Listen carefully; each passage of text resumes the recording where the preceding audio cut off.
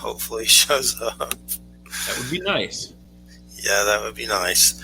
Welcome to the Church of Mabus radio show. That thing said we went live like a long time ago, but didn't tell us. So Maybe. No, that's what happened. It said live 23 seconds ago. It's fast. I've got a minute already, and we just came on. So wow, mine says 30 seconds. You're on a 30-second delay. No, for sure. Well, hello. This is Church of Mabus radio show. Tonight's guest, Christo Roppolo, may be with us shortly. That's Roppolo, Christo Roppolo. So he had a documentary out called The Curse of the Man That Sees UFOs. And then he had a sequel called The Man Who Sees UFOs. So he was coming to talk about those, and hopefully he joins us. But we'll talk about some other things, and we'll see what happens. So I'll talk about him regardless, even if something happens. I have enough to say about him that could last a segment.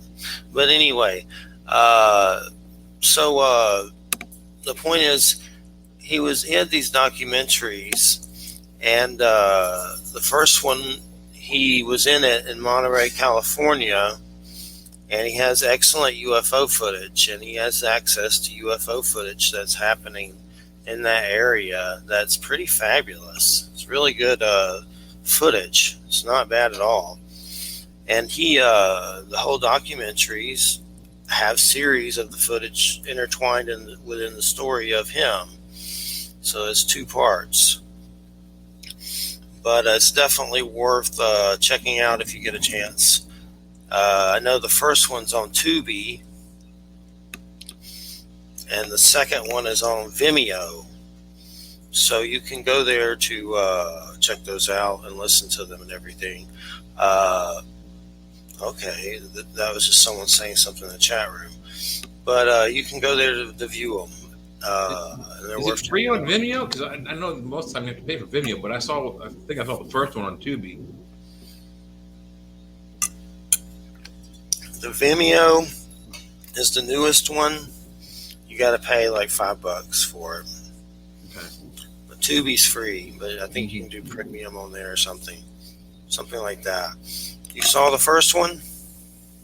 Yeah, I think it was the first one. I don't know, but it was weird because he's like on some golf course running around and telling how he went by this one palm tree and went to the bathroom and then saw UFOs. It was really, the beginning was really off. It was weird as hell, but yeah, I'm pretty sure that's the one I saw. Yeah, and he has the dog from Pirates of the Caribbean. Oh, that's right, yeah. Chewbacca. And I didn't know the dog had passed away, so God rest his soul. In the second movie, you find that out. But he basically has an iPad sitting at home, and I gave him a link to join us. So he either will or he won't. Hopefully he does. If not, we'll be freewheeling tonight, Willie. Willy-nilly. That's right, for sure. So either way, I'm hoping he shows up so we can talk to him like we had planned. So what did you think of the documentary? You saw it. Do you remember the little dog and everything?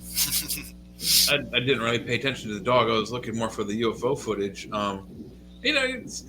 I've seen so many. You can tell when they're fake, and I don't think he has any fake stuff on there. But it just the beginning is what struck me as the funniest. Is he's talking about how he sees this UFO over here, then he runs over there and goes to the bathroom under a tree, and then goes back over here, and the UFO went this way to that way.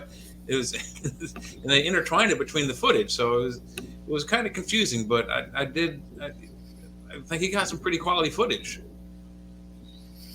Yeah, that's what's so great about it, is there's really good footage. So the footage will blow your mind, and he just keeps getting it continually. And I don't know, what it is. I'm not going to say it's aliens. I don't know what it is. It could be anything. It could be military stuff. Mm-hmm. I think some of it's weird, though. Some of it's really strange.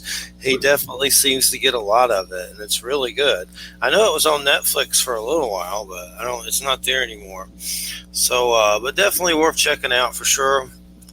That dog passed away. I didn't know that he had passed away. Christo Roppolo himself he passed away for 45 seconds and had a medical situation and survived that. That was in the second one. So hopefully everything's okay tonight. I think it is, hopefully health-wise. Hopefully it's just a tech issue. And he may show up at any moment, but he may not. But either way, we'll just keep on trucking. So were you on his profile at all, Jay, on Facebook? I don't think so. I can go and double check. I don't think I am. Yeah. But the thing that struck me is not only was the video that he had was pretty good, it reminded me of that guy in Clearwater, Florida, that got all the Polaroids of those, those blue and white discs over Florida. And almost maybe like a little bit like Billy Meyer. It seemed like they were presenting themselves to him for filming. Like it wasn't like, oh look, there's a UFO. Take a crappy out of focus blurry picture. It's like they were intentionally here. Look at us, take a picture, and send it to your friends. Yeah, and he had different names for them. Like his personality is pretty funny. But jellyfish, squids, Mr. Stinkles, Egghead. Just it's silly, but it's silly in a lot of ways. But the footage is actually pretty damn good. I mean, it's some weird stuff. Someone may be able to explain it. Maybe weird military stuff, maybe alien stuff. I don't really know. I'm on the fence with all of it. I don't know what any of it is, but it's definitely different for sure. Definitely seems more than conventional, regular aircraft, right? From what you've seen, he actually took some footage and put it on his Facebook for us recently in celebration of coming on. So that was pretty interesting. Did you see that video? No, did he put it on the Mabus website? I put it up. I put it on the group. I put it on my profile also. So, but just check it out when you can if you haven't seen it yet. But it's over Monterey, so a lot of different weird stuff for sure. I don't know how much. Do you remember the footage much from? There's some Holy Grail of footage in The Curse of the Man That Sees UFOs. I don't know which one is that the second one? I didn't see it. That's the first one. Is it? I don't remember specifically. No. Like I said, it just struck me as it being more like an opportunity like Billy Meyer got, or that guy in Florida, the Clearwater guy, that they wanted to be seen. And I don't think they're not conventional for sure. They're definitely not winged aircraft. They're maybe extrasolar or extraterrestrial, but they could also be military. They could be combination. They could be alien craft made out of our solar system, but given to our military to operate. Reverse engineered. Who knows? A lot of different stuff for sure. Have you had any UFO sightings, Jay? Not recently. A couple long time ago. A buddy of mine and I were sitting at the end of this one street, waiting for another friend of ours to show up. And across the top of it was between my house and the neighborhood where we were sitting was a set of power lines. And just above the power lines, like right above, just clearly, maybe 50 feet above the tree level, we saw two colored streaks. One was purple, one was orange, go. And I've never seen a plane with purple or maybe orange lights, but never purple. Seen one in college with some buddies of mine. We were out in we were playing on a swing set in the back of an elementary school at like 4 a.m, drunk as hell, and this silent machine just passed right over top of us over the trees. I mean, not even less than 200 feet high, really close to the ground, no sound, and we were all like, we were speechless for a good 30 minutes after it left. We just stood there just like, and then finally someone said, "Did you see that?" Yeah, we just broke the silence after that. So I've seen quite a few. Wish I'd see something more recent, but that's about it. Well, that's a good one for sure. definitely, no doubt about it. That's a good sighting. I've had quite a few myself.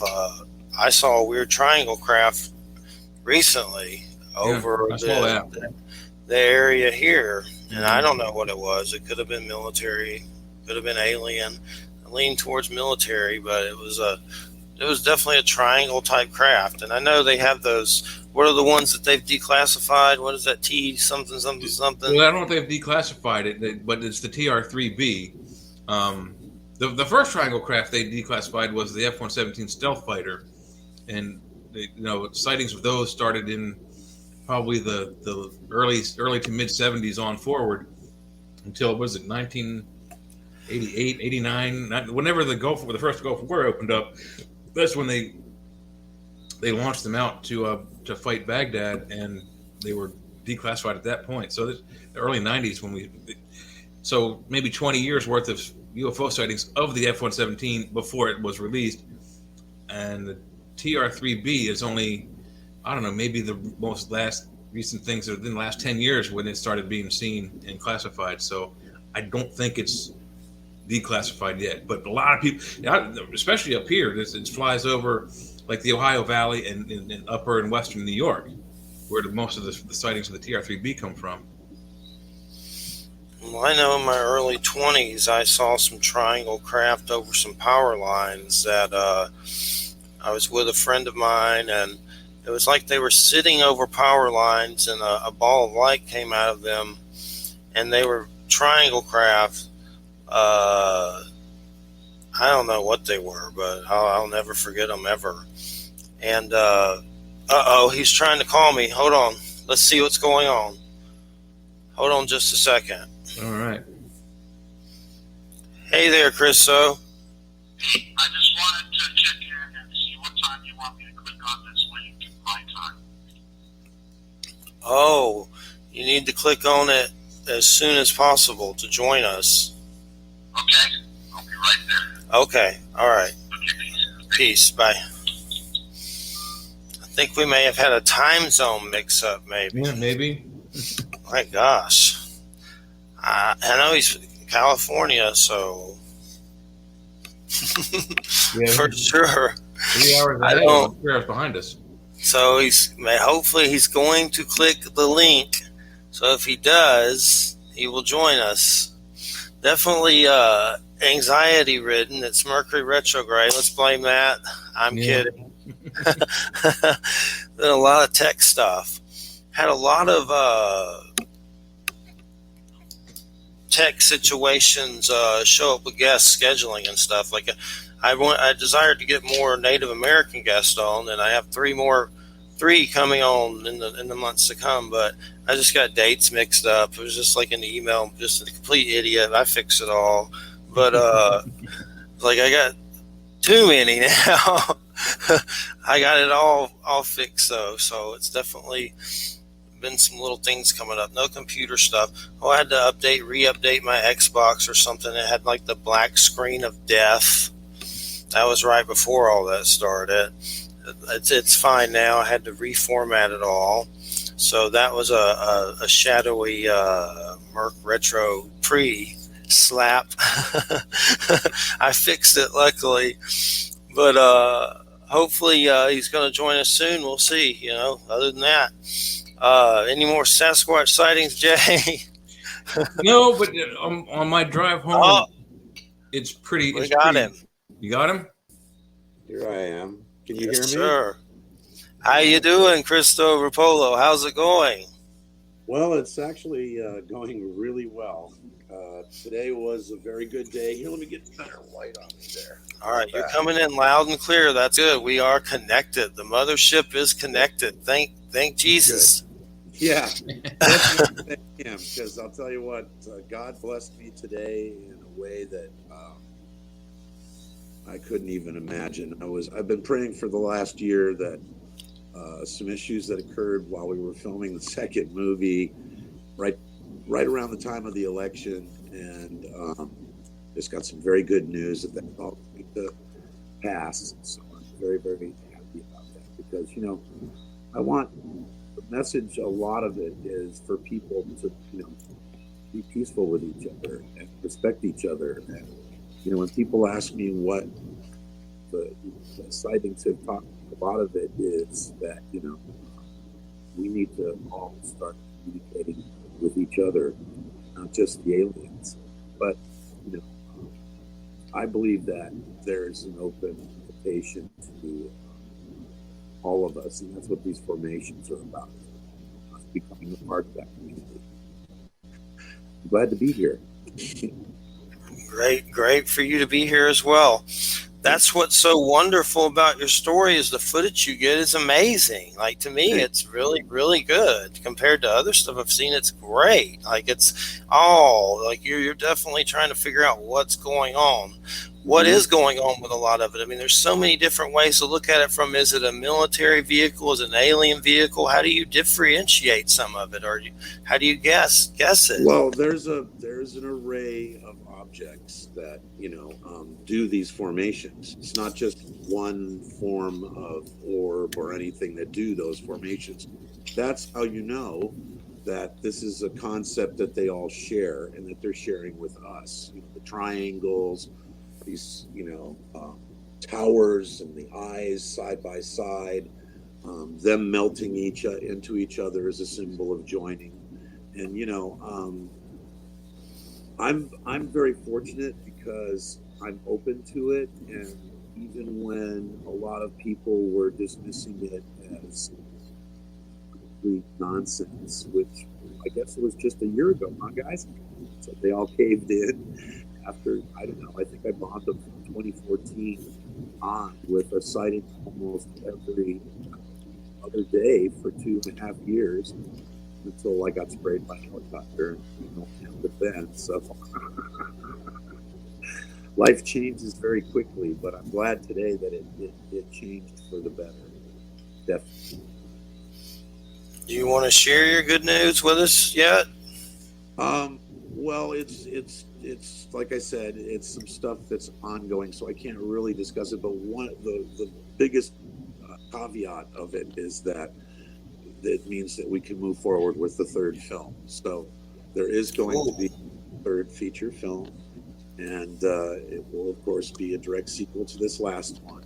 This last one turned out to be kind of a horror movie when we intended to go down the path of more like a road movie with a little lighter theme. My flirting with Angel, the Truth Seeker, who is probably one of the most significant people I've ever been to a sighting with, aside from being very beautiful and very, very good person. It's definitely great, and the personality of it, and trying to figure out has there ever been a point there where, like, law enforcement or anything's like, quit doing this? Did they ever try to say anything to you? I know I'm just trying to figure out what they think. Like, or did they ignore it? Some of the local police were very, very cool in the beginning when we started doing it.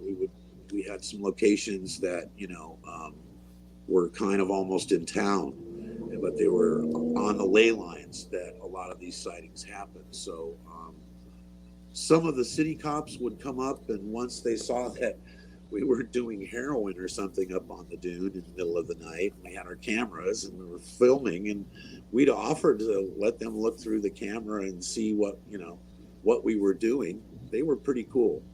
But when we would go to some of the more secure locations, especially me, because I like to go out into the field by myself, it's actually safer for me because it's easier for me to conceal myself.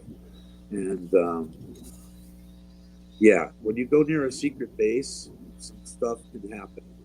And it's not a good idea to test that too much, because the people that are in charge of those bases, they have protocols and they have countermeasures to make sure that when you're in a place that you're not supposed to be, you get caught, you're definitely going to face some consequences. But for me, there's been some good things too. And it's like in the third movie, I want to have a part of it dedicated to some of the sightings that I wasn't able to film. And I want to be connected to a lie detector test while I'm telling these tales of sightings that I had, but I wasn't able to capture them by film. And some of them were really significant and involved big craft, the disc style, flying saucer type, especially when I was near the bases. And, that was my first opportunity to look inside of a craft for the first time, which this large transparent disc at first came up behind me when I was in front of a secret base that's up in the Santa Cruz Mountains. I'll refrain from the location, but I was filming the gate itself. So my camera was set up. I just, like so many people say, I saw this light coming from behind me, and I assumed it was one of the Rangers that were up in that area, because there's just a couple of their bases up there too. And when I turned around, it was anything but that. It was like a giant transparent disc that was filling up with like the color of white. So it became completely opaque white.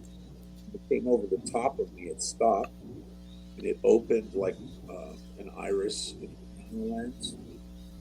When I looked up inside of it, it was like there was a bunch of smaller orbs that were inside of one of these amoeba-like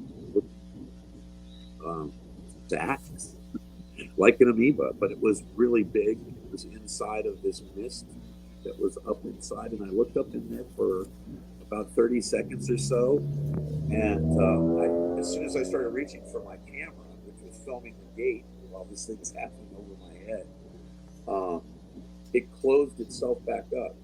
It didn't just do it like there's a door or something. The whole craft itself contracted back up into a smaller size. It became clear again and started swimming out over the cliffs by the communication towers that I was nearby, and right out into the air traffic.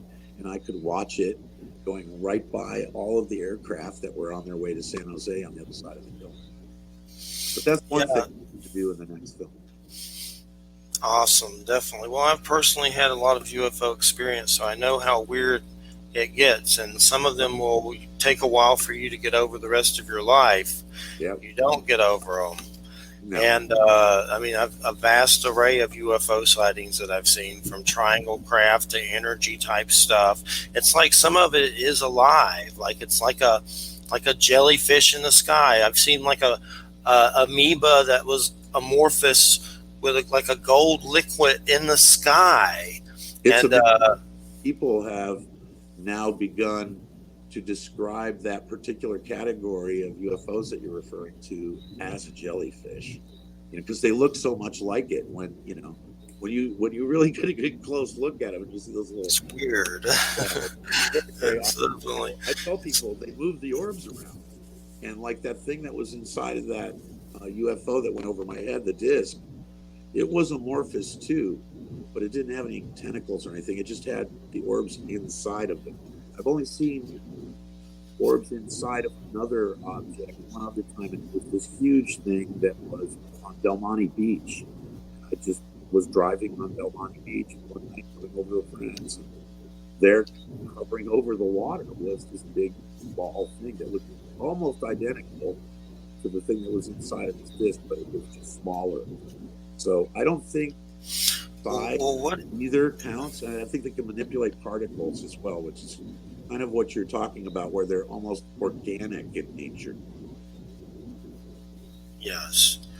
Well, what is it about that area? I know there's the native perspective of what is it about that area? Wasn't there something strange with natives and UFOs or something bizarre? The Indians, the Soledad Indians, all of them worshipped the sky gods, and the sky gods were above those mountains. And those mountains, coincidentally, were struck by an iron ore meteorite 11.5 million years ago, which created that big bowl in that valley in Santa Cruz. And you've got places up there like the old logging mill where, they had the actual logging companies sold it back to the government, which owns big swaths of it again, because there's these gravity anomalies up there.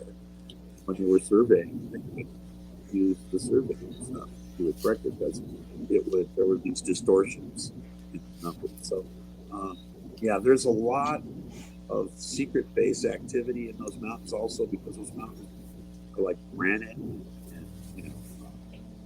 really thick old stumps of mountains are millions of years old. They found a mastodon tooth, or not a mastodon, one of the giant sharks. They found one of its teeth up in the mountain. So at some point, How does the media there react to it all? I mean, do they? they concentrate more on the tourist stuff, and they tend to frown on coverage like that because they want to, keep the tourists coming. And the town developed a reputation after the first film came out, but the people that own restaurants and hotels in this area very, very curious about turning this into another Riviera California coast, and damn the guns, respects to my research.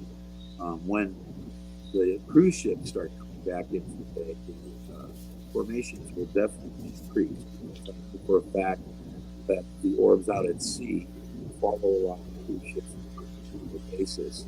And there was even one of the captains of one of the pleasure ships that went back into service recently that just filmed an amazing red orb, Eggman craft, going right into the ocean, right in front of the ship. So, really cool stuff. But I find it really kind of telling that the very people who are telling us all that, you field researchers, you people that are out there doing it on your own, you're just misidentifying aircraft.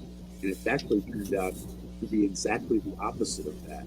Because now we know that a lot of these craft can mimic, especially when they move in groups, they can mimic aircraft. And they do it by emitting these lights internally that from a distance you can't tell the difference between them and a plane. And they did that up on Mount Umunum when we were filming the second movie, but because of some issues with the camera, we weren't able to photograph them coming out of the cloud in the shape of an airplane, like a straight line. We thought it was one of those gliders, that was flying around the world, big electric gliders or something. But just when I was telling the cameraman, the director, that it was a plane, it started breaking apart and making these formations of a triangle and all the classic typical formations that they make. So, have you had any experience with beings that may have been from these craft, like on other levels or anything like that?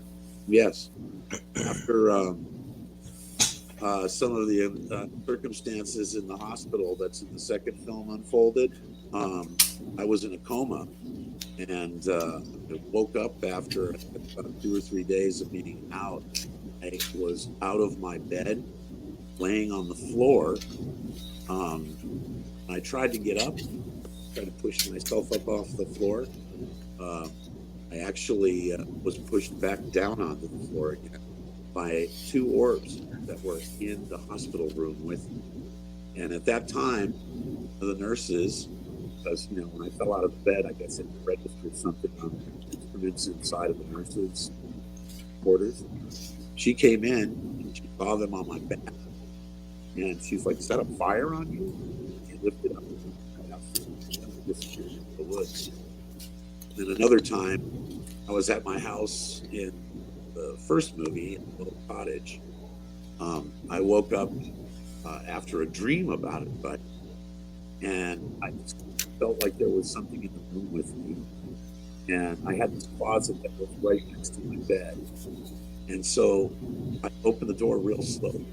And I was like, "I know you're in there. I can tell you're in there." And as I said that, I saw like the features of a face just come out like that, just barely into the light enough. Looked kind of like an ape with feathers. And so I'm not sure. Yeah, I'm just telling you what happened, but whether I was in fact awake or not while this was happening is debatable. I jumped in the closet and wrestled around with it, and then I woke up again on the floor of the bathroom. So yeah, those are 2 contacts. And then there was a third one with Chewbacca, where we were out on the deck in the daytime at this yucca plant that was at the end of my deck. We had been sighting daytime all day long. They were flying high, webs and stuff. Chewbacca started barking in the direction of yucca plant. And so I looked over in the yucca direction, and the yucca plant wasn't there anymore. It was this extreme bright light, like somebody had put a big full-size mirror up against the wall where the yucca plant was. And it was getting wider and wider, and then I noticed I could not move. I was paralyzed, and I was kind of like forced to look at it. The harder I looked at it, and the deeper I looked into it, I could see something coming towards me. And so I couldn't move my eyes. I looked over at Chewbacca, who was still barking. Chewbacca, come here. And he did, and he came over and pushed me. All of a sudden I could move again. The tree was back, and that was what happened. But those are things I want to do on a lie detector test, being questioned randomly without being. Definitely, and sorry about your dog passing. My dog Jack passed. He had been with me 16 years, so I understand it's definitely sucks a whole lot. Have you? The dog he was just like, he was the most friendly. You know, he was just a big giant bear of love. You know, so I would constantly get stopped by people all the time. If their kids could take a picture with him, you know, it was a regular thing. So yeah, we miss him very badly. And Mr. Gino's sleeping in the room right now, but he's just turned 24 years old. And you know, Gino, the dog I had before him, that looked just like him, would be 27 years old. So maybe the sightings have something to do with their longevity. I went nutty and started doing these dog afterlife shows, and I do know they're still there. That's all I'm going to say after that. If you go to a shelter, if you got your dog, say at a shelter or something, like what I did when I found Gino was I went in there with the intention of looking for a dog that looked like Gino and calling out his name or Gina's name. I went into the no-kill center where I got Gina, and I yelled, "Gina, are you here?" This dog barked, and sure enough, when I went to the cage where the bark came from, it was Gino, who looks very, very similar to Gina. And I believe that the dogs are reincarnated into that. Their spirit follows you around. You know, it's like a life companion, a spirit guide almost. Abel Ferrara just released a movie called Siberia. And the shaman, the spirit guides, are this big group of Siberian Huskies that take him on these sled rides into the mountains where he has all these metaphysical experiences. I'll have to check it out for sure. There's been some experiences with him that I've seen him out of the corner of my eye, and you do a double take, and it's almost like he was under the bed or under a car, and it was weird, like a hologram. It was like he was letting me know he was still here. And I think we're still connected to him. Definitely, you're right about that for sure. So, yeah. Their spirit, you call to it. I tell people, I say, if you want that back in your life, that energy, that spirit, just call out. They can hear you. You know, there's one thing that's kind of a physical fact, which is gravity and sound can travel through the dimensional barrier. That was. A long time ago. So, you know, force of gravity, sound is a powerful thing. Never forget we're capable of doing all of that stuff right here in our dimension. It's like when people ask why when they go to Mars, they don't find any aliens walking around or anything like that. Well, see, we're the one that exists in this kind of dimensional existence. If you go someplace else, chances one are of my big experiences. Yeah, the things that are there don't even exist in the same dimension we do, even on that planet.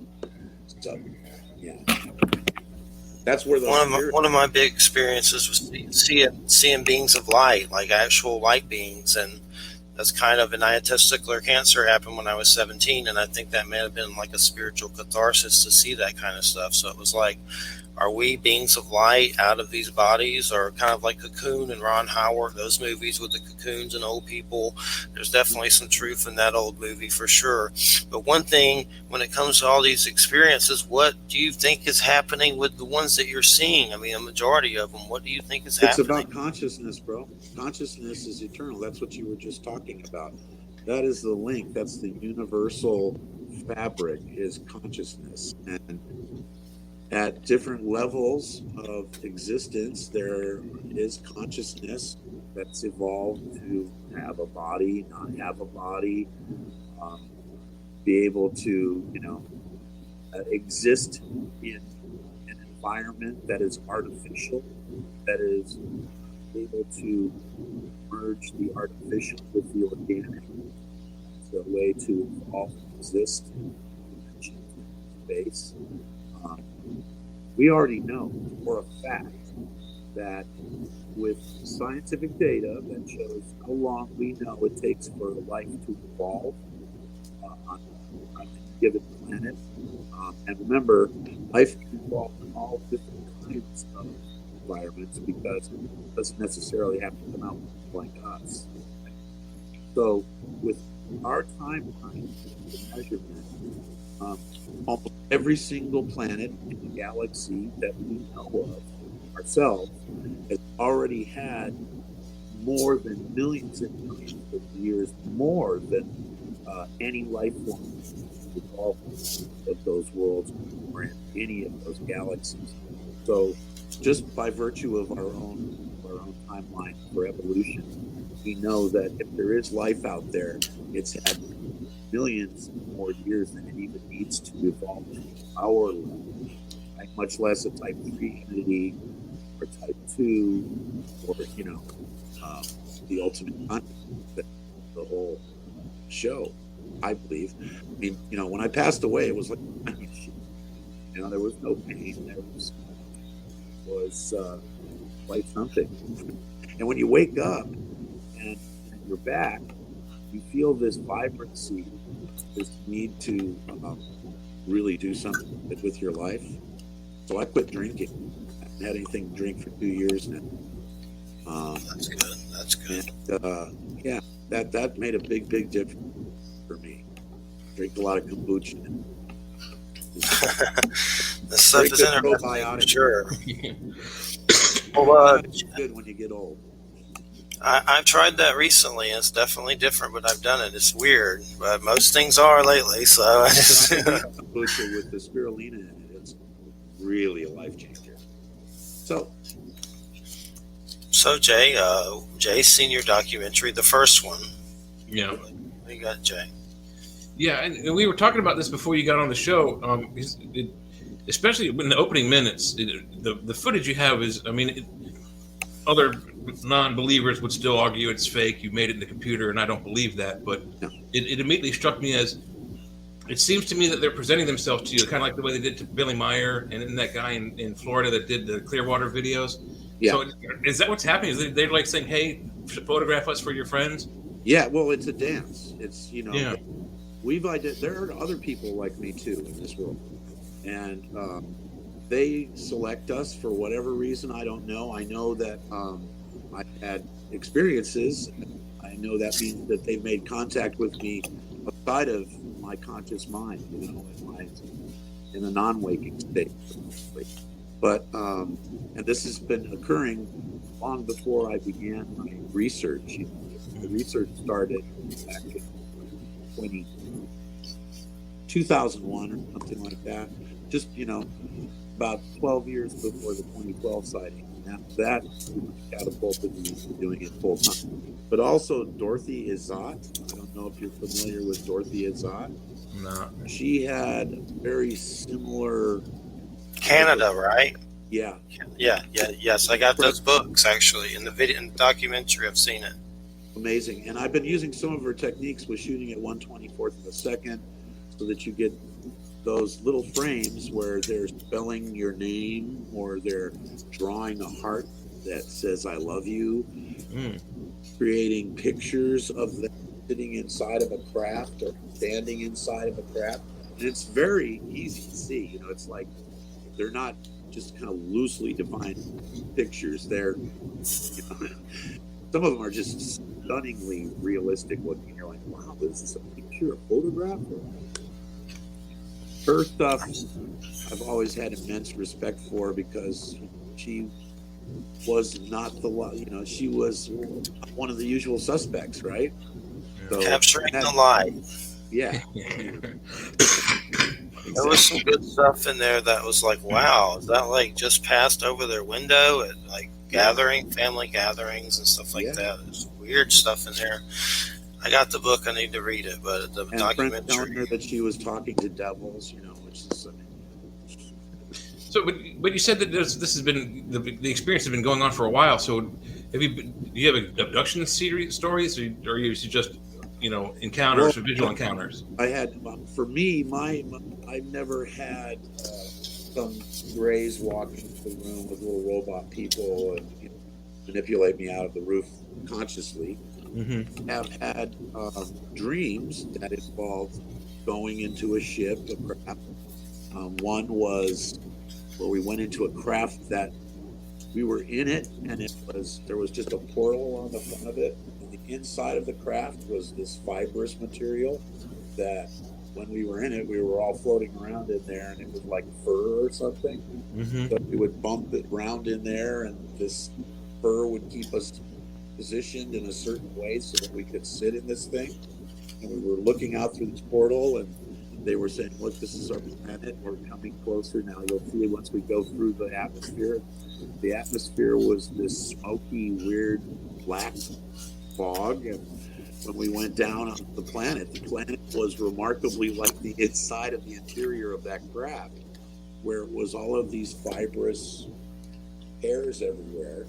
It was just like oceans of them going back and forth. Right. So you get a sense of that craft simply was organic, perhaps. Yeah. And they've talked about this in other UFOs. One of the ones that they had at Area 51, allegedly, and I don't think this is one of the ones Bob Lazar talked about, but other people had touched the craft, the outside of the craft, and then it felt like flesh or skin, and their hand kind of sunk in like it was, like the blubber of a whale or whatnot. Was how they described it. So are some of these machines actual creatures, or is it kind of combination creature bio, or are they? I think it's a symbiotic relationship between entities that are responsible for these guys, and also too, remember, we have drones and stuff, and we're now getting onto this robot thing. Who's to say that a whole craft can't be that a conscious, construct that they send here to explore, right? To learn about us, and it's organic enough that if it's damaged or if it needs to be repaired or all of these things, it'd be able to fix itself basically. So I've seen some of their probes before, at least one, and it was basically trash can shaped, like just the barrel body part of R2D2 without the dome.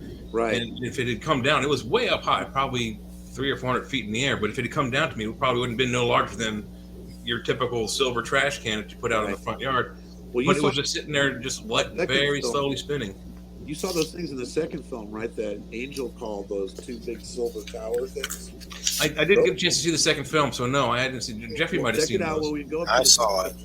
Of Mount Amanam, Angel and I go into the middle of an Indian stone circle, 7,000-year-old stone circle at 5,100 foot elevation. We signal the UFOs in broad daylight in front of a bunch of people there.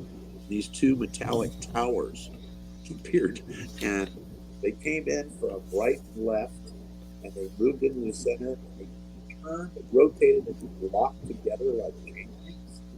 Started spinning around really fast. It would stop, it would alternate their positions halfway. They did this for probably 3 or 4 minutes, and then separated and went off in the same directions that they appeared in. I mean, when you see something that looks like a building, it comes rolling in, and not only, it doesn't just move in slowly like some kind of zeppelin or something. This thing moved in like it was a missile or something. Stop. Stop. A lot of them have that ability to stop dead on a dime. Yeah. And that's the thing about Angel. She's calling these objects some of which I have never seen before in my life. And that is her specific channel. I think a lot of us researchers have very specific channels that we transmit on and that they receive us on. An angel has a tendency to be able to do all these nuts and bolts craft. And I mean, when you see something silver moving like that, and it makes no sound, it's on the flight path that a lot of jets are on and stuff, they approach to San Jose. It's breathtaking. And that same day, that night, then I signaled my fashion of signaling, and the orb showed up, like I told you, and fooled us, thinking that there was a plane. It came out of the cloud, and it wasn't until it started separating that we even knew that it was orbs. So, and back at you, Tom, blinking lights don't mean anything. Yeah, no. There's some very, very smart people in the UFO community who understand now because of this mimicking thing that we're discovering. And Allison Cruz, I don't know if you've heard her name before.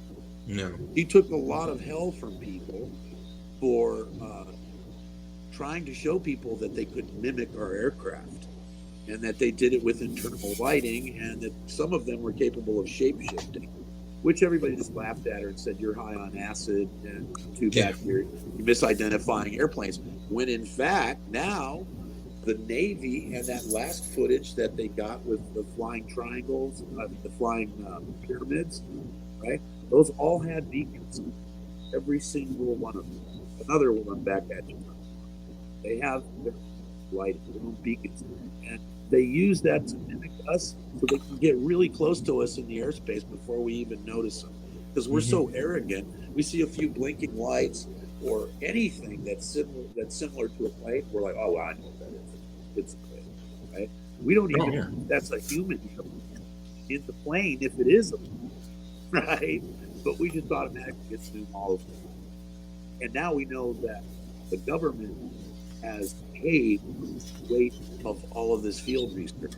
So, and I worked with MOFON on a couple of things. They're good to a certain extent, but I think a lot of people try to project their own values to the orbs, their behaviors, and all that kind of stuff. I'm like, you can't do that. Anything that is like a type 1 or type 2 alien civilization, even like 3 orb or anything like that, they're pretty much hip to our games. They've been watching us for a long time. I can tell you that for sure. Yeah, I'm convinced of that too. But the other thing is that people also try to project onto you is that if you're describing an experience that you've had, that you've seen, they try to project what they think you saw. And it's like, you can't do that. I was there. You weren't. I know what I saw. That's right. That was the game for a long time. Huh? That was the debunker's classic game for a long time. Mm-hmm. Maybe I can get you to second guess yourself. And they can't. I mean, I have a degree in videography with some minors in actual still photography, and before that, I took some classes in actual film cinematography. So I'm a trained observer, and before I even took the video and cinema classes, I took 2 years in college in preference of becoming a policeman. So I know how to look at things. Right. I'm not just some guy looking up in the sky going, oh wow, look at that. I know what I'm looking for. A lot of the footage in the second film now was filmed by the director. I was signaling and he was filming.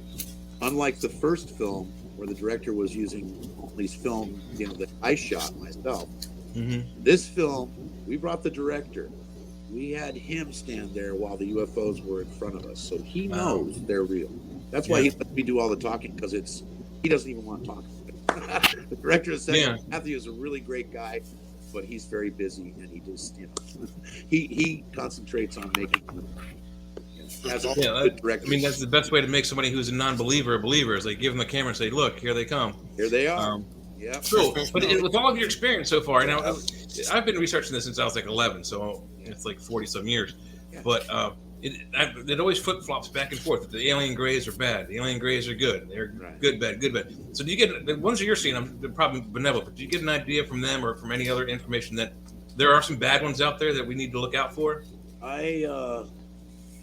only have those experiences that I described to you, like the wrestling in a closet. That wasn't a very good experience. Being paralyzed on the deck, that wasn't a very good experience. Yeah. You know, I mean, anything that makes you freeze like a mannequin, that's very troubling. You know, so those kind of things, I'm not sure which one of the aliens those were, but like I said, I could see somebody coming towards me, right? With the orbs, there's none of that. Orb is a ball of energy that's amorphous, change shape and stuff, but it's an orb, you know. And people think that, you know, they go, oh, well, you zoom in on the orb, and I'm like, it looks identical to what it looks like. I've seen it 5 feet away, 100 miles away. I've seen them in every setting you can imagine, and they look like orbs. So, you know, people want to kind of have the whole subject unfold, and then, like Steven Spielberg floats down, and all these various craft come tumbling out of this one ship, and this is a Romuloid ship, and this is, you know, the Alterian 5. We're not that far along yet. We're still at a point where the aliens understand that there are some people who are very interested in them, who are aware of them. And that's important because people are pretty primitive compared to them. And the idea that even a few of us are making the attempt to communicate with them, who are vastly more intelligent than us, is significant. And it's very, I think it gives them hope for us, because they've been, I'm pretty sure, watching us blow the hell out of each other for a long time now. Probably pretty uninteresting. Yeah, I'm convinced of that as well. They've been watching us since probably before we were even able to read and write. But the thing is that there's, all the scripture and all of the cave painting, the hieroglyphs, they even some of the, you know, the Da Vinci painting, all depict UFOs in them. Yeah, they're in our history for the longest time. But you know, the sad thing is that, you know, we have also this, you mentioned the scripture in biblical words. You know, there's the war in heaven, the war between heaven and earth. Yep. You know, some of them are fighting. So you know, Carl Sagan said that you know, if we go out in search of alien life, it may be so alien we'd never recognize it. And then Stephen Hawking said, you know, and Stephen Hawking was talking about the SETI program. He's like, you know, we probably ought to be sending out signals looking for alien life, because we might find an alien intelligent life that's not so friendly. Well, the angelic Nephilim, for instance, right? Yeah. How many different biblical scriptures, you know, feature the Nephilim, right? Yeah, they're all over the place, right? So, I mean, even the devil is depicted as, you know, a Nephilim with wings, and, you know, I mean, it's that whole understanding of the real direct meaning of that, I think, is still outside of our grasp to understand fully. I know, because of these bases, that there have to have already been some levels of advanced communication, technology swapping, what have you. But again, those would be entities that would be approachable as we would be able to approach another person, right? Or a dog, Right. So there's going to be a whole different range of things coming out of that experience of ETs that there would out of something that, you know, eventually you guys are going to evolve through all these different stages until you become this, you know. And if you wanted to know why you believe so deeply in the soul, you know, you use that word. Here it is. It's a stage of evolution that you're all, every conscious being is striving towards in each time that they go through another life. You know, I think we get a couple of chances to figure things out, and I know when you die, it's not over, folks. Believe me. I will. For me to come back, that says a lot. Okay, I was drinking then. You know, sometimes we come home from one of those sightings, and, you know, you see 20 or 30 orbs doing basically a dance with you, and you're pretty excited to watch that footage. Start drinking, but then eventually, that's that same system that happens as a result of the orbs. Helps you realize, well, I guess I just dissolved my pancreas, so it's time to stop drinking now. right? So enlightenment comes in many different forms from them. Yeah. Yeah. Well, what I want to ask too is your friend, and who is your friend that passed away from the documentary? I want to, Dennis and I know Dennis. Okay, and Dennis he had Dennis Deacon, and he Yeah. had. I know he said something about MUFON too. He had been doing this for a very long time, right? He had been doing Project similar I was for like 15 years before in I that started. area. Yeah. Yep. And he was filming, with night vision scopes and very primitive video and capturing. I mean, those flying triangles that he's got, are just magnificent. And, when Dennis would show up at a sighting, his belief system was so strong. He was such a believer that he would just lift the whole sighting up. And there was many times when Dennis and I would show up to do a sighting that before we even started signaling, as we were going up the hill together, a lot of times 2 orbs would be waiting for us up at the top of the hill, just over the horizon, to reflect, it's me and Dennis. And they'd match us with 2 orbs. And then when we set up our equipment and everything, then all the other ones would come in. But they would usually almost always greet us with the 2 big orbs that represented, I guess the first ones that we met because Dennis and I were, when I first started going out after the sighting in 2012 with Big Triangle over Seaside, then I enlisted Dennis's help and started the night that we could. So, thousands of sightings. And how often around there do you meet someone that into UFOs? Does that happen often, or that's a rarity, right? Angel, that's in the second film, The Truth Seeker, she came forward when the first movie came out. She became a big fan of the movie and tried to contact me a lot. And there was a lot of people just overwhelming me with social media when the first movie came out. But she was very special, and she said some things that were really smart. And she brought herself down to a sighting. And the moment that we started signaling together, things started really breaking loose. So she's another one like that, or Dorothy Azad, or any of them that we all know and love, were disrespected for so many years, being called crazy, and now we all know that they weren't. But I don't see them having a holiday, right, for any of the Field Observers Day. I think that should become a real holiday because it was the precursor to the most significant discovery in the history of mankind. So why wouldn't we have a holiday for that? Right? Definitely, from Betty and Barney Hill, and so many cases out there that are definitely legendary. Definitely.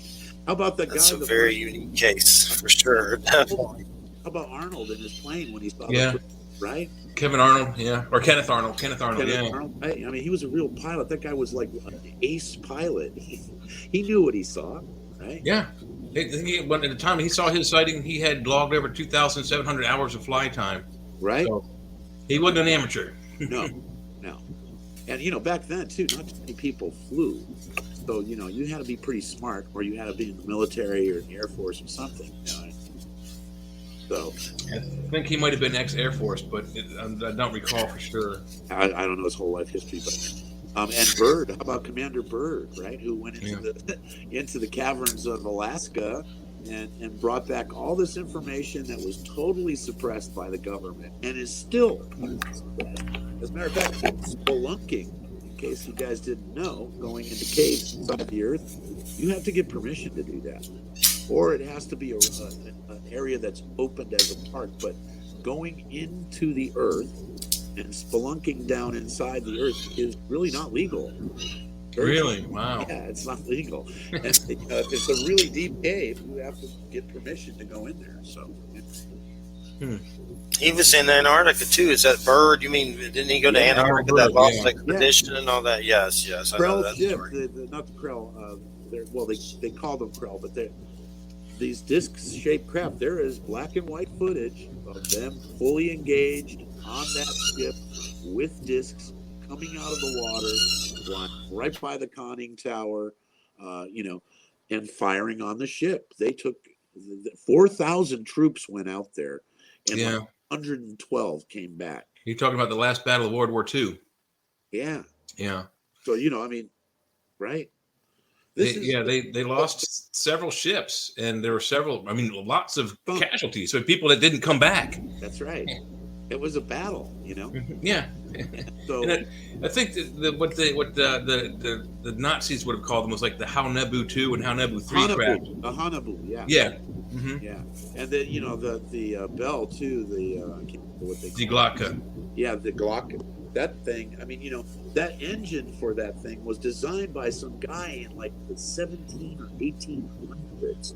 Where it was a steam-powered motor of some kind that created some kind of reactor. It was filled with a mercury. Like there was a liner of mercury on the side that started rotating around this reaction that was created magnetically by the water inside. That was the first iteration of it. But if you go into history and you look at all of these pictures of these inappropriate looking zeppelins flying around with these people who look like they're from Victorian times, and it's supposed to be in India somewhere, the Vimana.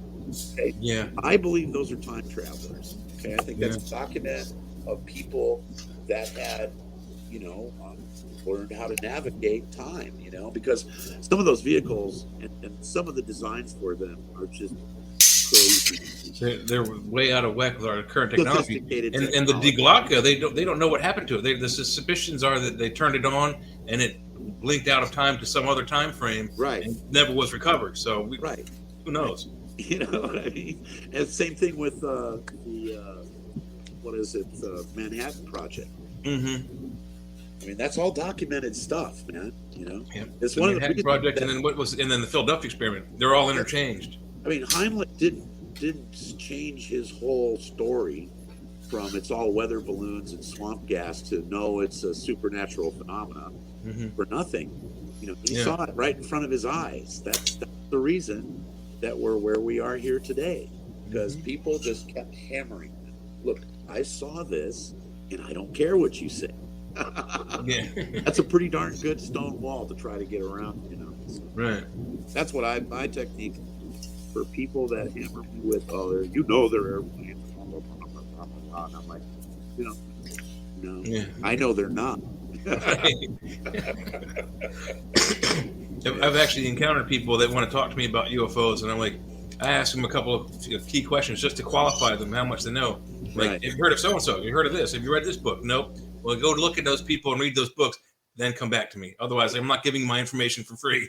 You got to know something first. Do the research, It's waiting for you. All you have to do is go out and start doing it. All free, right here in the tip of our fingerprints, right on the internet. These people that, they want to be like a UFO tourist, they go, can I come to a sighting and stuff? And I'm like, well, here's the thing about that.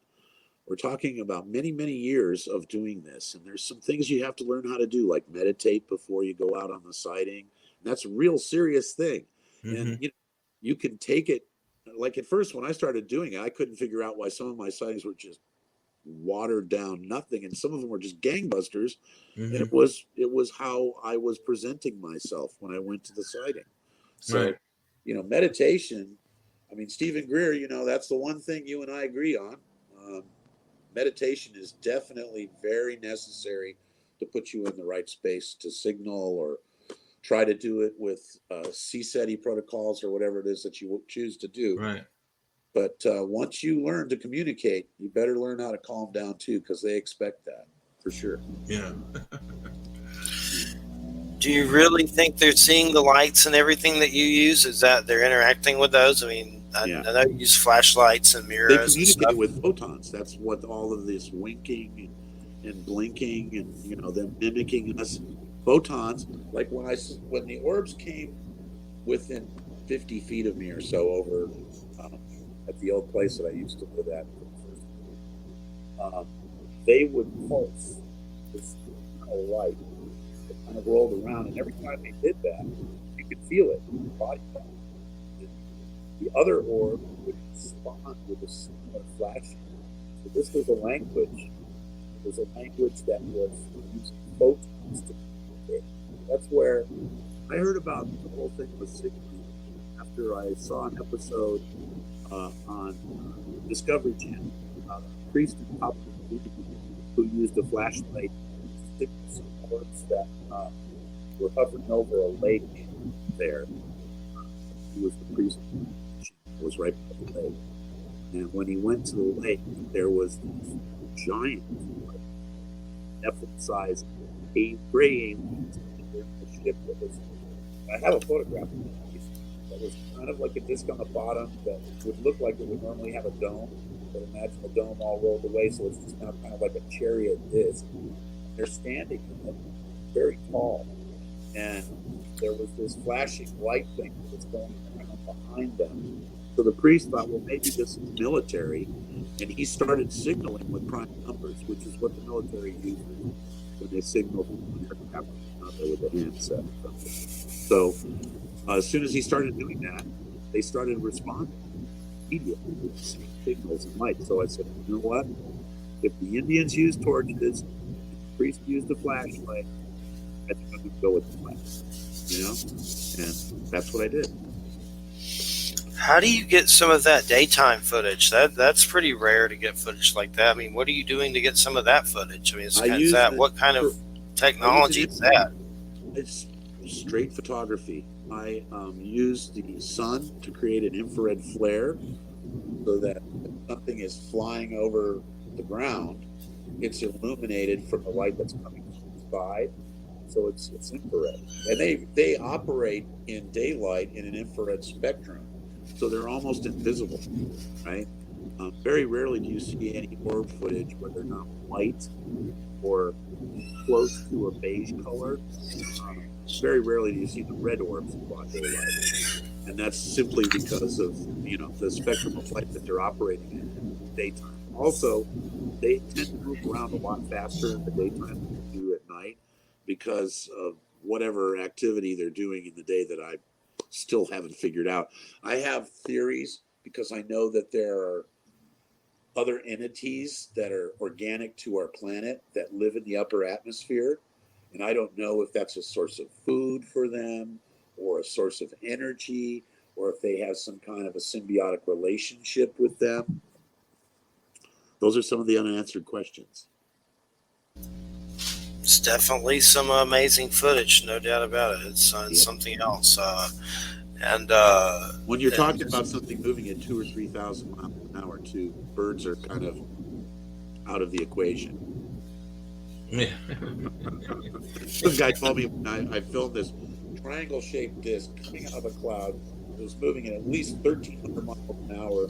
It came out of the cloud, and by the time it got down to the bottom of this cloud, that was like 10 miles high or something like that, it had accelerated to like 12,000 miles.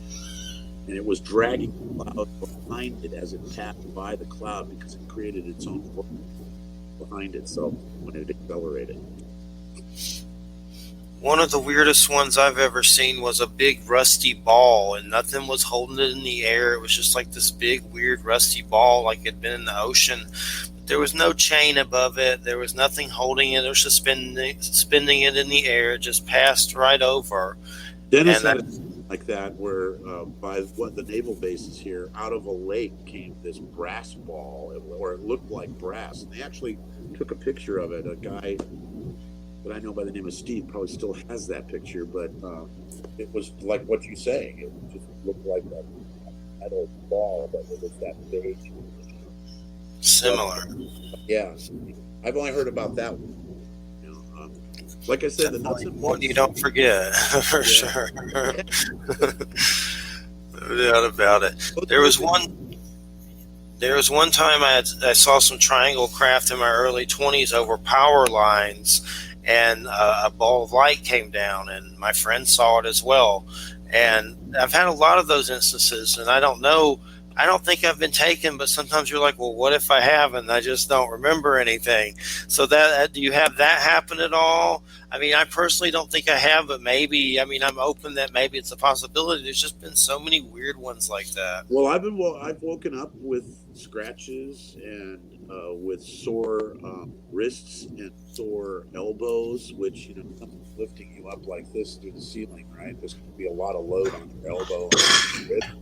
Because the weight of your body, until they get you in the 0G environment, you're going to weigh the same amount as you do on the ground as you do if they lift you up. So one of the caveats and giveaways of them taking you is sore joints, bruises in areas that you could not reach with your own hand, or that were not the result of an impact from you falling out of the bed or something. And then there's this one piece of footage, I can't find it right now on the internet, I've been looking for it, where there's this man and this woman, and they're in bed, and they put a camera on because they were being taken while they were sleeping in bed. And sure enough, they go to sleep, pull the covers over each other, and suddenly the covers just go, and they're gone. And then about 20 minutes later, and this is a time-lapse camera that's running, 20 minutes later, all of a sudden, covers fill up again and they're back. They had people in the room when this happened. So yeah, I've seen that footage. have you? It's the most bizarre stuff I've ever seen. There's a couple of good ones. There's another one where same scenario, but they don't both go away. There's like they both get into bed, and I think it's the wife that disappears. But there's a flash of light, and she's gone. He's still there. Yeah. And I don't know if there's footage where she comes back, but yeah. Wow. But that is, to me, that makes a lot of sense. If they can manipulate particles, they can open a door anywhere, below you, next to you, above you. It doesn't make any difference. There's no up or down in it. No, there's not. And Ben Rich and that guy that's the Bill Lear, the grandson of John Lear, they both said almost the exact same thing, that we have technology that's basically, if you've seen it on Star Trek, we can already do it. So it'd be no problem for them they have to put some kind of tracer on you. Like even in Star Trek, if you didn't have a communicator device on you, they can't find you. Well, so they have to put tracers in you somehow to beam you in and out of places. Do you guys believe in the secret space force? Excuse me for 1 second. Answer that question. Oh yeah, I think there's something to it for sure. Yeah. Well, definitely. Because I had an experience with a Navy commander who was at a Valero, and he was at the Valero getting something. I think he was paying for his gas or something, and he had so many bars and so many stripes on his shoulders. I had asked him, I'm like, sir, I've got to ask you because I'm a UFO researcher here in the area. I'm like, have you ever seen UFOs? And he looked at me. He's like, have you? I just told you I'm a UFO researcher. I see them almost every day. He's like, well, if you're seeing them around here, he goes, that means that we've got to do something with that. That's all he said. He turned and walked out of the store. A big, tall black guy. He was a very imposing person. And that you just remind me of something. Pacific Grove here in Monterey has become a location where a lot of these people who work at those bases live. They've increased the cost of living here in Monterey so that it's around $2,000 for even a small place, right? And that means that all of the houses are going to all of these military officers, to people in the Air Force, and whatever, and they all have these supercars. Okay, they've got Camaros and SRTs, and they all have these markings on them that are these two wings with a ball that says the Guardians on it. Okay, that's a very strange symbol. Ball with two wings on it. And also on the side of the building for the DOD, also on the side of the building at the Skunk Works tent. I don't know if you guys know this, but I broke into the NASA research facility and went over their fence like an idiot. And didn't know that. I did a sighting right next to it. I didn't know that. Yeah, and then they had the guys on me in like about 10 minutes in the white trucks, and fortunately for me, I got my big fat butt back over the chain on the fence quick, and no sooner did I get away from that place than as I was going under the bridge, something took me down the exit onto the street that I was exiting from the base on. Who is it? It's 4 soldiers in full body, all holding them 16 4K car. When was the last time you saw a 4K car? Right? anybody in it. And this was like in 2017, a Ford K car, right? They went driving right by me. I did this with my glasses like I'm a nutty professor, looking the other way. So they thought I was some crazy guy, but they were looking for me, boy. They did not dig the fact that I made those orbs show up above that tent, because the old man showed up. What did they say to you? What did the military police say to you? Halt. That was all I heard. Yeah. Oh, I went on the fence, I hopped into the old car and I just went zooming away. A lot of those guys were like my size, so they couldn't run that fast, Had to be some big time anxiety for sure. Oh yeah, I'll never do that one again. Let me tell you, you think there's going to be a bunch of friendly scientists in the base there at NASA? It's not like that. It's mostly military guys, and they've all got cap guns, So I stay out of the line of fire. Yeah. Oh, hang on. Okay. Labco Productions. You on FM Radio. I'll call you back when I can. Peace. Peace. Well, great to have you here, and we got a little whiles to go. We end at 5 till, so hopefully you're okay till then. If not, let me know.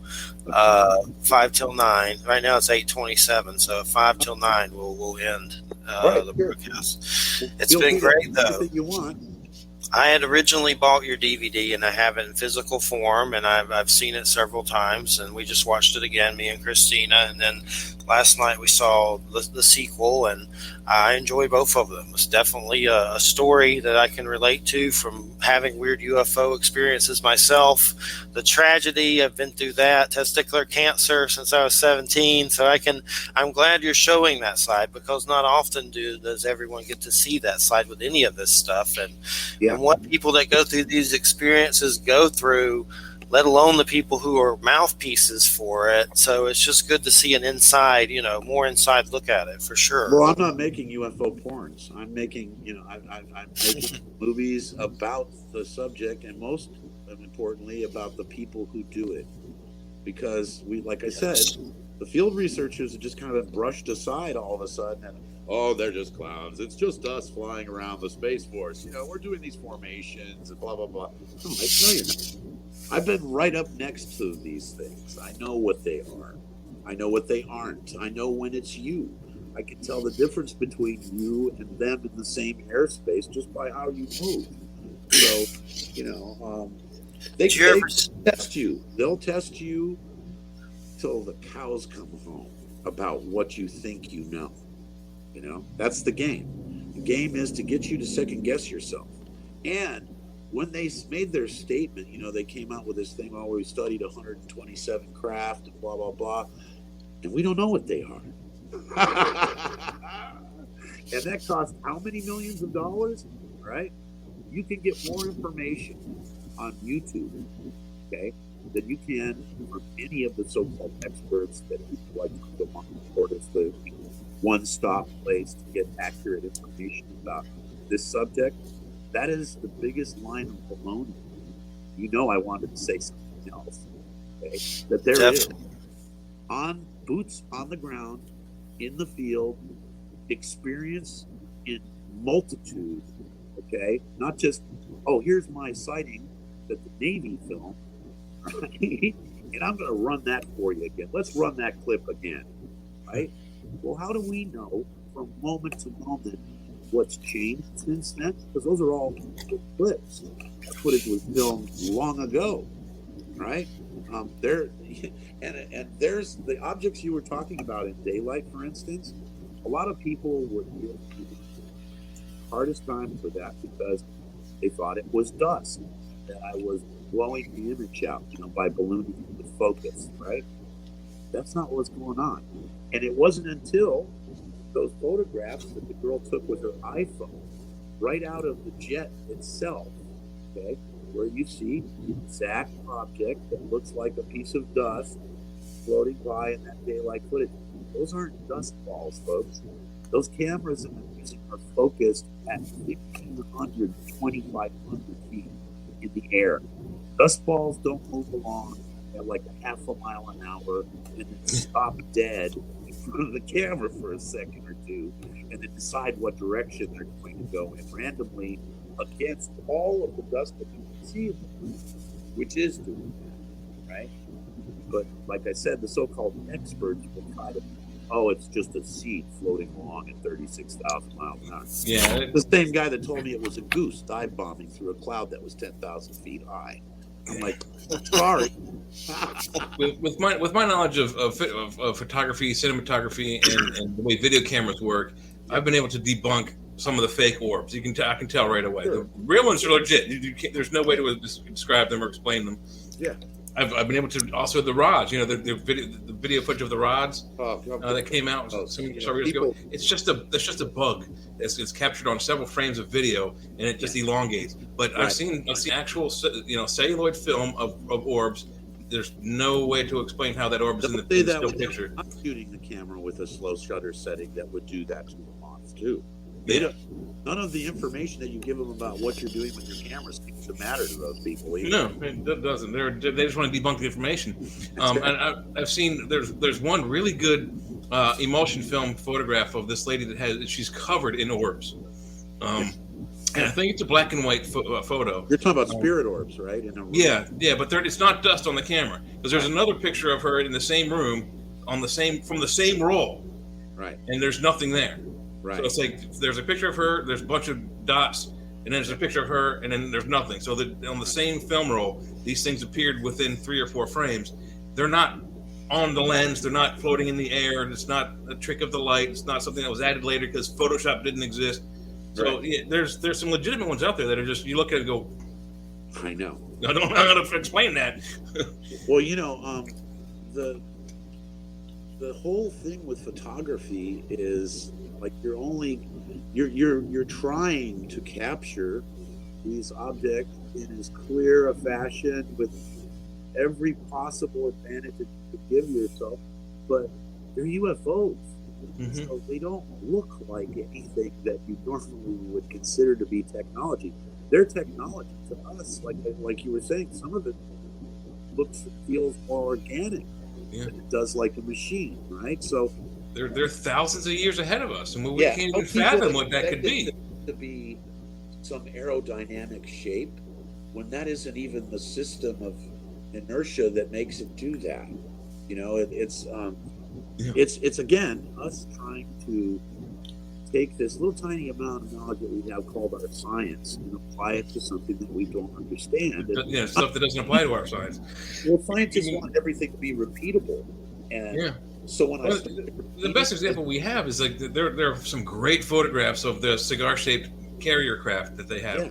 They are completely not aerodynamic at all. It's a giant tube in the middle of the sky. How does it fly? It's not. It's floating with technology. It's not flying at all. It's evading the gravity somehow. Creating a pressure wave that it rides along on, Yeah. A hummingbird doesn't fly. A dragonfly doesn't fly. They vibrate their wings at such a high rate of speed, at such an incredible, they create a pressure wave below them. So they're surfing around on that pressure wave. Mm-hmm. That's why they can move unlike any other bird, because they don't need lift.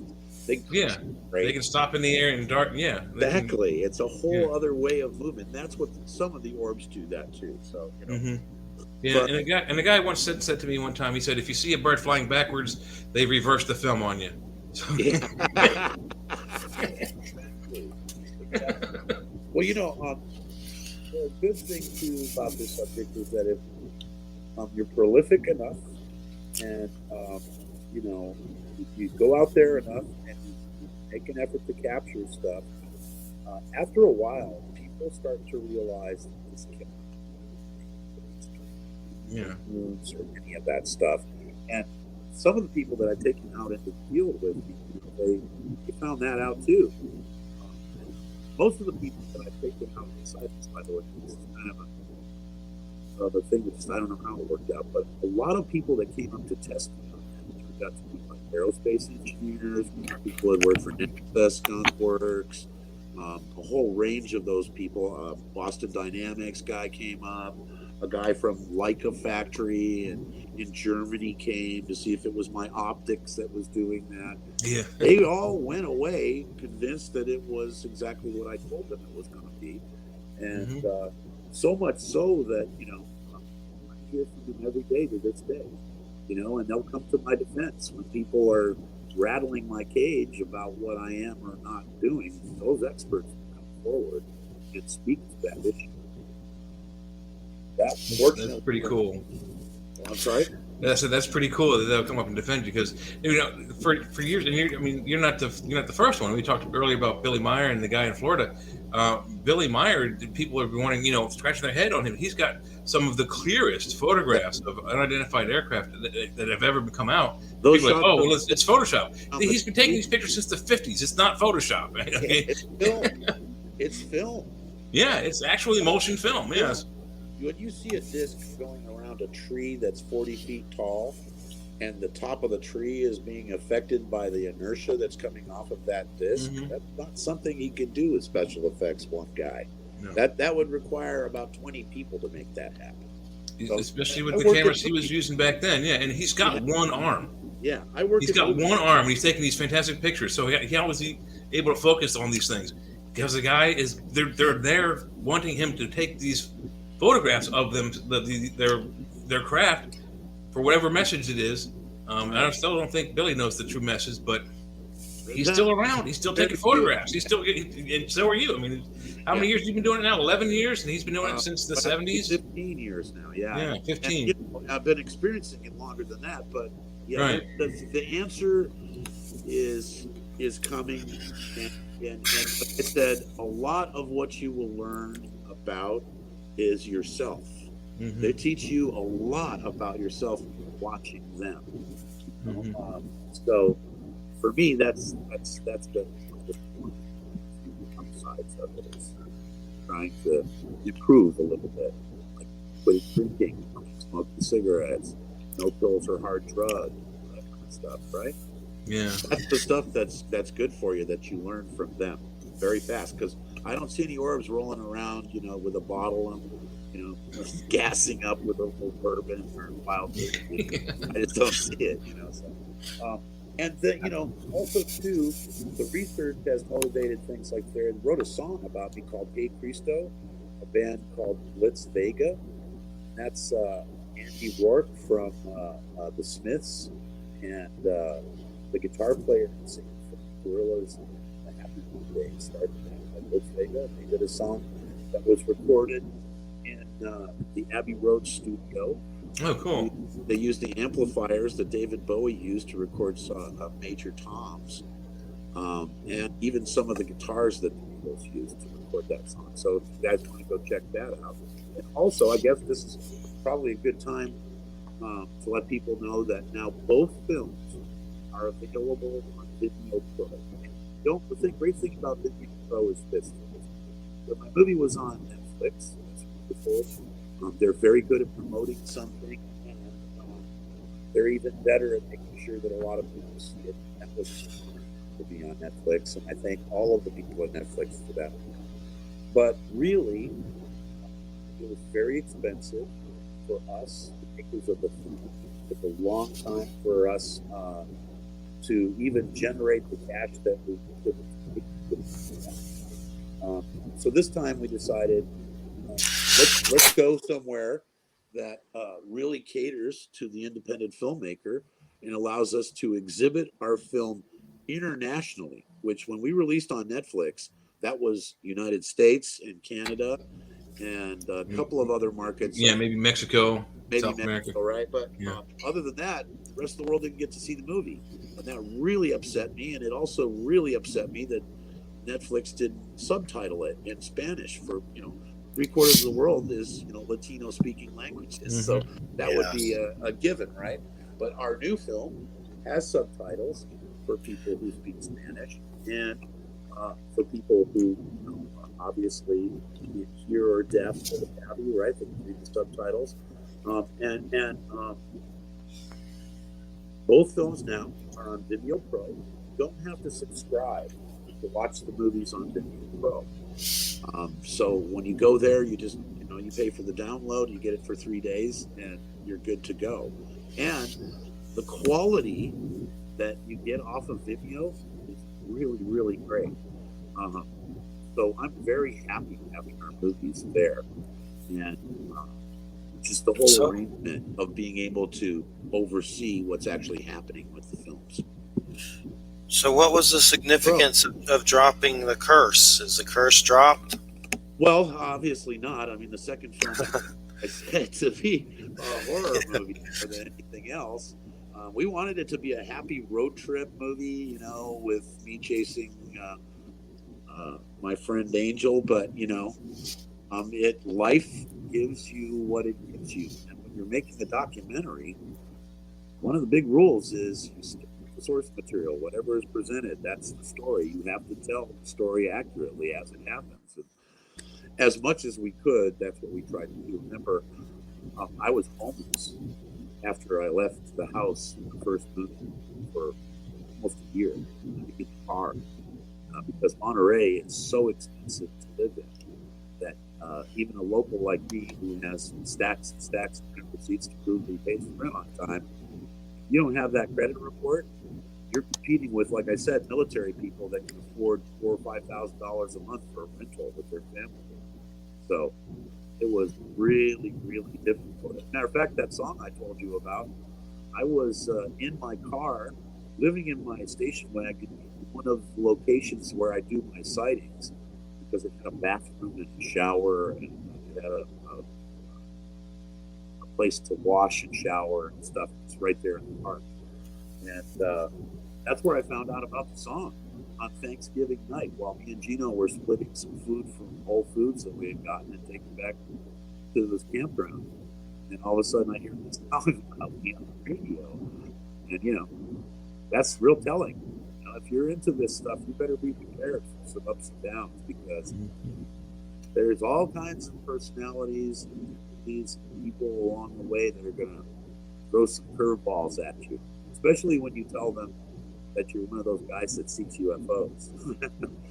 Yeah. People might smile and go, "Oh, great," but yeah, it doesn't always work out to be that kind of a reaction, truly. So, yeah. A lot of them, do they just ignore you? I mean, a lot of them seem pretty open to it, but a lot of them, I know you had one story, some lady did something stupid or something like that. But well, I told you I had just gone through something where I was severely hurt, physically assaulted because of my beliefs in this subject. And I mean, I'm not talking like just a couple of taps. I'm talking like put in the hospital. Oh, wow. That's why I'm not going to go into detail right now, because it's still understood. Yes. litigated, still being litigated. I understand, though. I understand. I had Carter Bouchard on. He works for BFRO, a big Bigfoot organization, and we were just talking about the difference between people who believe Bigfoot is a physical creature that's like an undiscovered ape or whatever, or paranormal. But at one point I had someone threaten to beat me up on Facebook because I thought Bigfoot was paranormal, like weird stuff like that. Everybody needs to remember about Facebook, and I'm just going to say it right now. Facebook is not the real world, folks. It's not the real world. It's a place where I go to wish all the people who wish me well a happy birthday every day, or maybe to respond to something that they post there. But if you think that, emoting or trying to get your id out on Facebook is going to make a difference. It's nice when people it's a mess. They help people financially or something. That's nice, but don't rely on Facebook to measure the worth of your own life, because it's not the real world, ladies and gentlemen. It is a social media spot where some good things happen, some not so good things happen. Yep. And if you're smart, you'll stick to less is more. And it really is. Try to be as nice as you can, and try to be as nice as you would want somebody else to be nice to you. Because that's the only thing that's going to make social media last any longer than it has already. And It's a mess. I don't get into big discussions on there because I just don't. I'm kind of short. I'm surprised so many people are on my page, to be honest. Yeah, immediately it turns into an argument, and I'm not on this earth at age 63 to live out whatever amount of time I have left here arguing with anybody about this. Exactly. It's not worth the time. One thing I wanted to ask you, did you ever see the documentary that Dan Aykroyd did, the actor, about UFOs, Unplugged, the one that, did you get to see that one with Dan, Yeah. the actor from Ghostbusters? The guy that passed away too, that did a lot of the sites. Is that the one you're talking about? Well, you know who the actor is, of course. It's called Dan Aykroyd Unplugged, and it's just a whole documentary where he's smoking. There was a guy featured in it, right? That David Sarita. Right, and he passed away, didn't he? Or is he still? I don't know. I'd have to check. It's a lot of people have been passing away lately from COVID and stuff. That Robert David Steele, he was like a CIA dude that wrote some book or something. He was on my show a long time ago. He passed away. It's two people that bad, and again, like I've banned myself from making any or too many public statements that have any kind of political repercussions or go against these groups of people who have decided that it's some kind of a conspiracy thing. And I go back to the same thing. Less is more. I went in, I got my shots, okay? And one thing I noticed immediately after having my vaccine shots was my sense of taste returned immediately, and it was gone for 6 or 7 months. I'm a chef, so I know, when I'm cooking, if I can actually taste the ingredients I'm cooking, literally within 24 hours, my whole sense of taste. So it's doing something good. But I got the first one. I have to go get the second one. Social media. I understand, definitely. I got the first one. I have to go get the second one at October 13th. I'm going to do it. I'm not going to enjoy it much, but I'm doing it. I'm just going to do it. Get it over with. Stepfather's like this big 6'3" Polish guy. Bullets bounce off of him.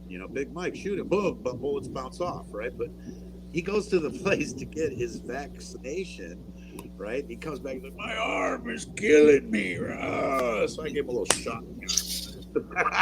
How's it feel now? For sure. So what do you hope to embody in the third movie? What do you want to do? Is there anything you can tell us about it? The third movie, I will give you the theme of the third movie. The third movie's theme is about forgiveness. And I'm sure if you paid attention to this first and second movie, a lot of my personal issues were around things that were unresolved. And so in the next film, you're going to see an actual attempt to make peace with everybody in every arena. Family, people that I do research with, that think my research is baloney, everybody. And to try to use the film, not only, and also, just so you know, this third film, I want to direct.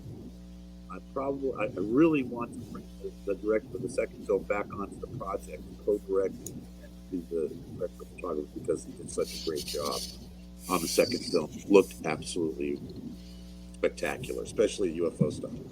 And I want to direct the second one because a lot of people, they're so used to watching UFO porn, as I call them, that, I want them to understand that there are thousands and thousands of hours of really crazy sightings that I haven't put out in the movies. And for personal reasons. But I plan on creating quite a stir with the stuff that I haven't released in the third. So there'll be that. There'll be the personal journey. And I think this one is going to end with a little bit more resolve. And also hoping that, so we're in discussions right now with certain individuals about there being some kind of a series for television or what have you. But that's still in the works. of the mind that after a third film on the subject, I'm going to be ready to take a break for about a year or so, get away from filmmaking and just go out into the field, do my research, and take a deep breath for about a year. Because I've been doing this straight since 2014, and at my own personal expense, it's taken a lot out of me. So I want to make sure that the third film is just so grandiose, so jaw-dropping that I'm pretty sure I need to oversee the editing and the direction of the person to make sure that I can kind of movie. Because, when you hire a director, you can't exactly tell them exactly what to do. When you produce it, you have to give them some free rein and tell the story that they want to. And, that's what I attempted to do with both directors. And both directors delivered a wonderful film. I'm very grateful for both of them having come on board. But there are some things that even, a director who believes UFOs or is filming himself just won't do. And we're going to break a few rules next week. And I'm going to make sure that some people understand that this UFO thing I've been studying is it's vast.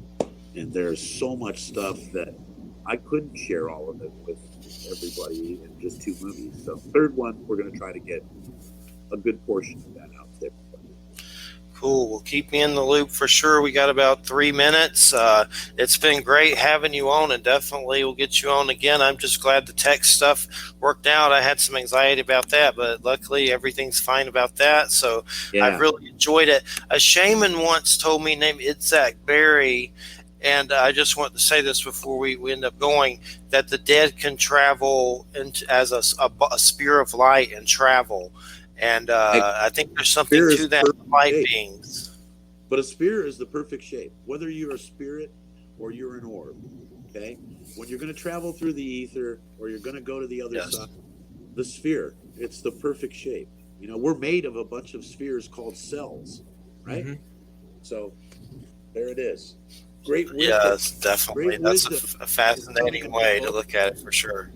Great wisdom is coming out of both of you tonight, and I really appreciate the opportunity to appear here on the show. And I, because we did something before, and it just felt right.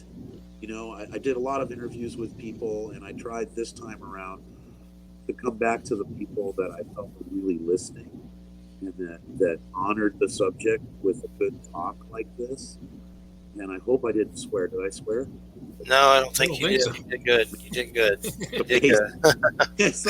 I think I was thinking, well, that's like 50% of what I say. So yeah, no F-bombs today. We're pretty good. Yeah, you did good. I love your movies. I love the story. I'm glad you're still kicking and didn't croak. It's been a hell of a time. The place I'm at right now, there's been weird paranormal stuff, and I've seen UFOs and some weird beings, but here there's like ghost stuff, like a glass blew up, something hit our bed. Light some sage, get some sage out, sage your house, man. Sage is powerful. Really powerful. Definitely. I'll do it. Okay. Definitely, but you think of all the Conjuring and horror movies when the glass blows up, so you're like, it makes you paranoid for sure. But I've loved it, man. Thanks so much, and we'll get you back on and stay in touch, and thanks so much. Yes, indeed, my brothers. And you have a good, safe journey. Peace to you, and thank you for your time. Ciao, everybody, and Take care. Eyes. Bye-bye. Eyes to the skies. Thank you. Christo Roppolo and Curse of the Man That Sees UFOs and The Man Who Sees UFOs. Definitely worth checking out. He's an eccentric character, definitely a trip. Exactly like he is in his movies. He's yeah, like he is in his movies. And the thing is, he has the footage. Look at the footage. I'm telling you, it's some good stuff. It's worth looking at. Yeah, I don't watch the second one. Yeah, the second one's good for sure. And it happens in that place. Like, he knew another guy that passed away that did the same thing as he did, and he had some MUFON connections. So there are other people in this area getting this phenomenon. He's not just kooky or out of his mind. There's other people seriously saying, what the hell is this stuff? It's so weird. If I'm not mistaken, Monterey is towards the bottom of the state, kind of near the San Diego area, and there's 3 or 4 different USO bases down there. Yeah, it under, could be military. Who knows what it is? yeah, I mean, could be. some of it does Navy. look like weird jellyfish and stuff. Yeah, I've seen those. Yeah. All right, everybody. Well, of course, we're doing good now, and we pulled through. I about had a panic there for a minute at the beginning. I didn't know what was going to happen, but then some a cold or something with my cotton mouth. But we survived, and we got him here, and that's what counts. And I'm glad he's still kicking. He's definitely a trip. That's Curse of the Man That Sees UFOs and the Man That Sees UFOs. You're listening to United Public Radio 107.7. Everybody have a good weekend. Stay out of trouble. Good night. Good night. I bid you welcome. Good night. All right, end broadcast. We're still broadcasting.